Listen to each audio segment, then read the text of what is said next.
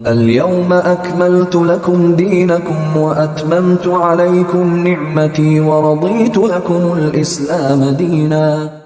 أعوذ بالله من الشيطان الرجيम بسم الله الرحمن الرحيم اليوم يئس الذين كفروا من دينكم। आज के दिन काफिर लोग तुम्हारे दीन के मगलूब होने के हवाले से मायूस हो गए हैं। फ़ला तख़शौहुम वख़शौनी, सो तुम उनसे न डरो और मुझसे डरते रहो। ये आयत मक्का मुकरमा में सन 10 हिजरी के अंदर हज्जतुल विदा के मौका पर नबी पाक सल्लल्लाहु अलैहि वसल्लम पे नाज़िल हुई और वहाँ पर अल्लाह के नबी सल्लल्लाहु अलैहि वसल्लम ने ये बशारत मुसलमानों को सुनाई कि काफ़िर अब तक तुम्हारे ख़िलाफ़ जो साजिशें करते रहे, तुम्हारे ख़िलाफ़ जंगें करते रहे, अब अल्लाह के फ़ज़ल से उनको मायूसी हो गई है। जो पहले ये कहा करते थे कि मुसलमान हमारे मुकाबला में थोड़े हैं, इनकी ताकत कमज़ोर है, वो हमले करने की जुर्रत किया करते थे, अब उनके अंदर ये जुर्रत बाकी नहीं रही और अल्लाह ताला के फ़ज़ल से मक्का भी फ़तह हो गया और पूरा जज़ीरतुल अरब फ़तह हो गया और पूरे जज़ीरतुल अरब पर इस्लामी कानून का नफाज हो गया। तो इस हद तरह अल्लाह ताला ने इस्लाम को बड़ी सरबुलंदी अता फ़रमाई और हज्जतुल विदा के मौका पर नबी पाक सल्लल्लाहु अलैहि वसल्लम के साथ लगभग 1.5 लाख सहाबाए कराम थे। तो इस हवाले से भी ये एक बड़ी जमात थी। इसके बाद हमें ख़ास तौर पर यह हुक्म दिया कि अब तुम्हें काफ़िरों से डरने की ज़रूरत नहीं है, हाँ अलबत्ता मुझसे डरते रहो। चुनाचे जब तक मुसलमान अल्लाह ताला से डरते रहे तो फिर इनको किसी और से डरने की ज़रूरत नहीं रही। रफ्ता रफ्ता जब हमारे दिलों से अल्लाह का डर निकल गया तो फिर बेशुमार तरह के डर हमारे दिलों के अंदर बैठ गए और उस सूरत हाल का सामना हमें करना पड़ा जिससे आज भी हम दोचार हैं। चुनाचे अब भी अगर मुसलमान अल्लाह से डरने लग जाएं, अल्लाह का डर दिल में पैदा कर दें, तो फिर इनको किसी से डरने की ज़रूरत बाकी नहीं रहती। अल यौमा अकमलतु लकुम दीनकुम व अतममतु अलैकुम निमती, आज के दिन मैंने तुम्हारे लिए तुम्हारा दीन मुकम्मल कर दिया है और तुम पर अपनी नेमत पूरी कर दी है।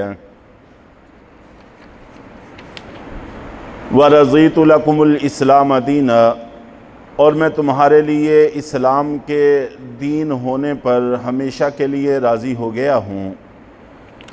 ये आयत भी मुसलमानों के लिए बहुत बड़ी बशारत और खुशखबरी की चीज़ थी कि वो दीन जो हज़रत आदम अलैहिस्सलातु वस्सलाम से लेकर अब तक चला आ रहा था और वक्तन फ़वक्तन उसमें ज़रूरी तब्दीलियाँ भी होती रहीं, उसूल तो शुरू से लेकर आखिर तक एक ही रहे, अलबत्ता तफसीलात में और छोटे मोटे आमाल में तग़य्युर और तबद्दुल होता रहा।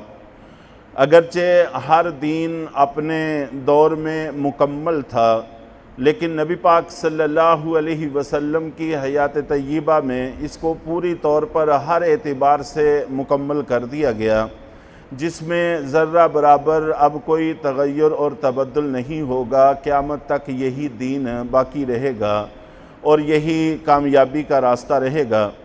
इससे पहले चूँकि हलाल और हराम के कई सारे अहकाम हमारे सामने आ गए हैं, तो बता दिया गया कि अल्लाह के नबी सल्लल्लाहु अलैहि वसल्लम के बाद चूँकि वही का सिलसिला मुनक़ते हो जाएगा, और जब वही का सिलसिला मुनक़ते हो गया तो फिर दीन में तब्दीली का सिलसिला भी मुनक़ते हो जाएगा। तो ये दीन मुकम्मल है जो तुम्हें दे दिया गया है। और इस हिस्से का शान नुज़ूल और इसके नुज़ूल का वक़्त ख़ास तौर पर बड़ी अहमियत का हामिल है कि अल्लाह के नबी सल्लल्लाहु अलैहि वसल्लम हज के मौका पर मैदान अरफ़ात में असर के बाद अपनी अज़बा ऊँटनी पर सवार थे और मुसलमानों को दीन के हवाले से तालीमात दे रहे थे और हज के बारे में तालीमात दे रहे थे। ये नबी पाक सल्लल्लाहु अलैहि वसल्लम का पहला और आखिरी हज था और मुसलमानों के लिए भरपूर पहला मौका था कि सारे मुसलमान तकरीबन वहाँ पर जमा थे और आप नबी पाक सल्लल्लाहु अलैहि वसल्लम हिदायत अता फरमा रहे थे। उस मौके पर आप पर ये हिस्सा आयत का नाज़िल होना शुरू हुआ और इतना बोझ पड़ा कि ऊँटनी खड़ी न रह सकी और दबने लगी, यहाँ तक कि वो बैठ गई और अल्लाह के नबी सल्लल्लाहु अलैहि वसल्लम उससे उतर आए और फिर ये आयत नाज़िल हुई।